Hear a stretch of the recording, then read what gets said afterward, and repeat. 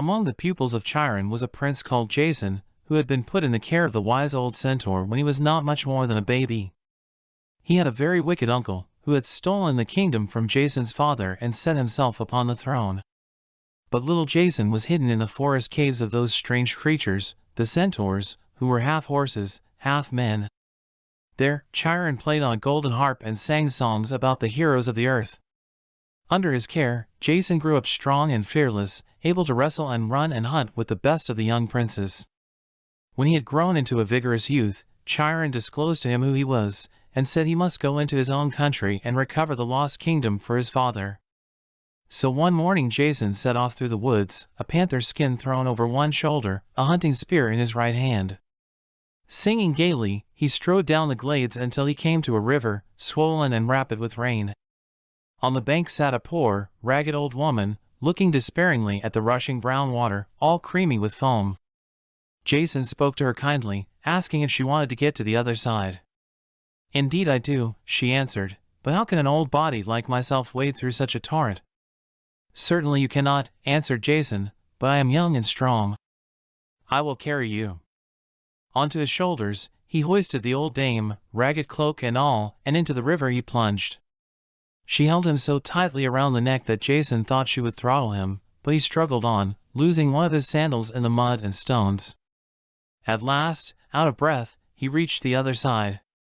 The old woman slid from his shoulders and he saw her feet touch the ground, where, to his amazement, they showed white and beautiful and bound with gems, among the violets and daffodils.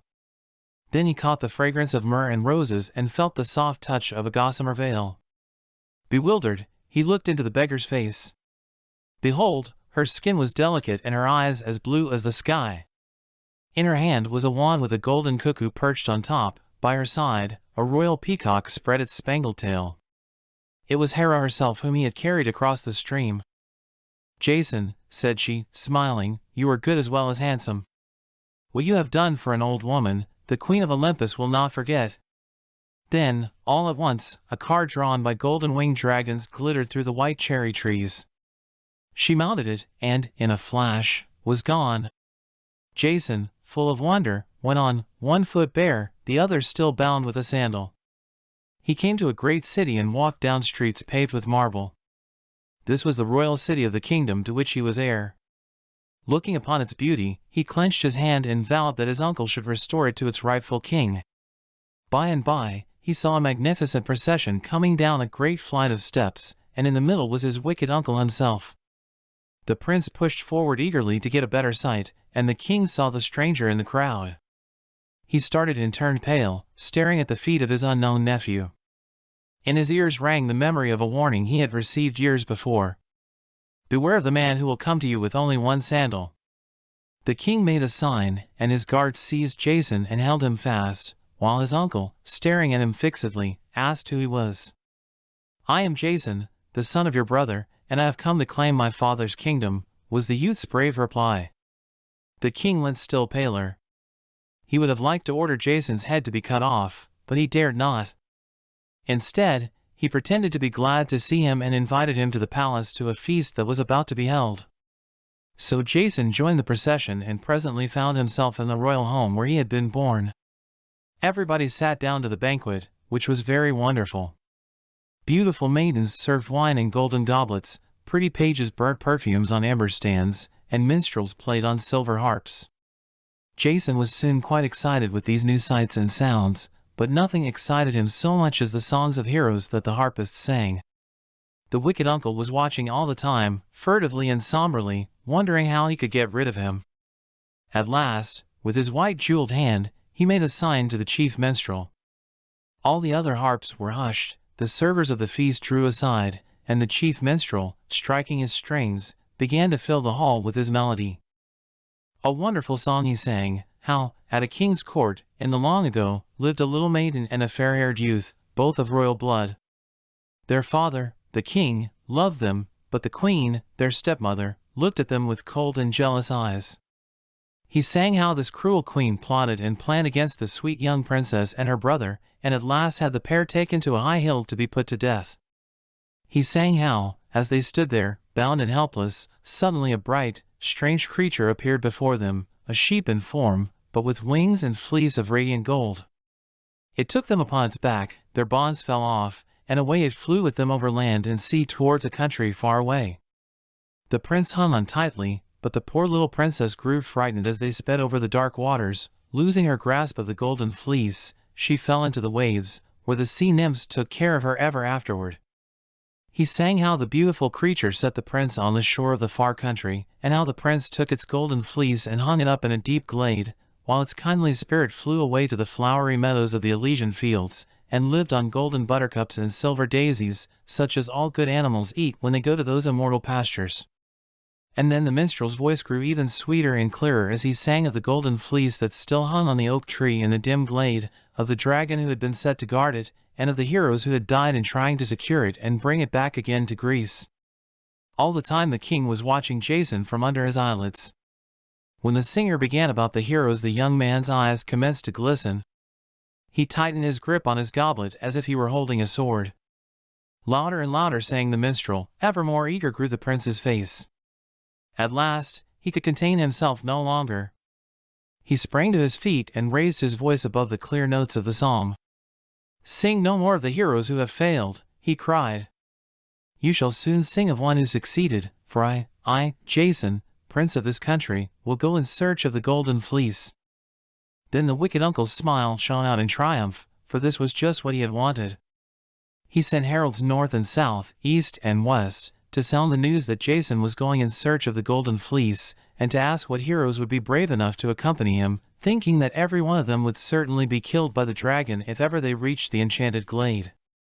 But, while the heralds were speeding through the land with their trumpets, Jason stole off to a quiet grove where Hera could sometimes be found, and, kneeling before an oak tree, begged the Queen of Olympus to remember the old woman whom he had carried across the river. Behold, the oak tree began to talk to him in Hera's own voice. It told him to take one of its boughs and to make a ship's figurehead from the wood, through the mouth of which Hera would always answer his questions and give him advice. So Jason broke off a bough, all covered with green leaves, took it away, and set it at the bows of a fine ship that had been built for him from mountain pines by a man called Argus. The ship was named the Argo, after him, and the heroes who came at the call of the heralds to set sail in her were called the Argonauts, a word which means sailors of the Argo. Such a band of heroes never met together before or since, unless it were before the walls of Troy. Theseus came, bright and brave in kingly armor, followed by Heracles, lion skin, club, and all. Then there rose a great clattering of hoofs, and down pranced two magnificent white horses, carrying two riders bright as stars. These were Castor and Pollux, twins who had been hatched, together with a little sister, out of a swan's egg. By and by, wonderful music sounded far off in the woodlands, and everybody looked up from examining the Argo and faced towards the sound. Then strange things began to happen on the beach. The little pebbles, and the big stones, and the bigger rocks, all began to dance to the tune that the unseen harpist was playing. The waves sparkled as the fishes' heads peeped up, and the fishes were dancing, too. Presently, flowers of all kinds, lilies, violets, and crocuses, came delicately down the glades, making fragrant steps and perfumed motions under the trees. Then, the trees themselves drew their roots from the ground and began to move in company. In this way, surrounded by circling greenery and arched swinging boughs, with blossoms trailing about his feet, and white clouds softly floating around his head, came Orpheus, prince of minstrels, whose music drew every living thing to follow the sound. Long, long afterward, Orpheus loved and married a maiden called Eurydice, who was carried away into the underworld to Persephone's garden. But Orpheus followed her there, and played to Persephone so beautifully that the little queen persuaded the dark king to let Eurydice go, on the one condition that Orpheus never looked back at her as she followed him down the shadowy road back to the light. Orpheus promised and set off home, with Eurydice, pale and silent, just behind. So soft and soundless were her footsteps that Orpheus could hardly believe she was really following, and, when they were very near the gate that led back to earth, he broke his promise and turned around to look. A shrouded form was just behind, and, crying out joyfully, he tried to catch it in his arms. But instantly it vanished. He had broken his promise, and Eurydice had gone back to Persephone's garden forevermore.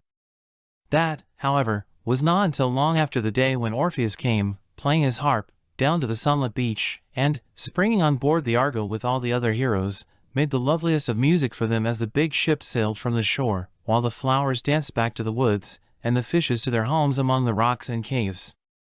So the Argonauts set off, and in another story you shall hear how Jason found and carried home the Golden Fleece from the enchanted glade.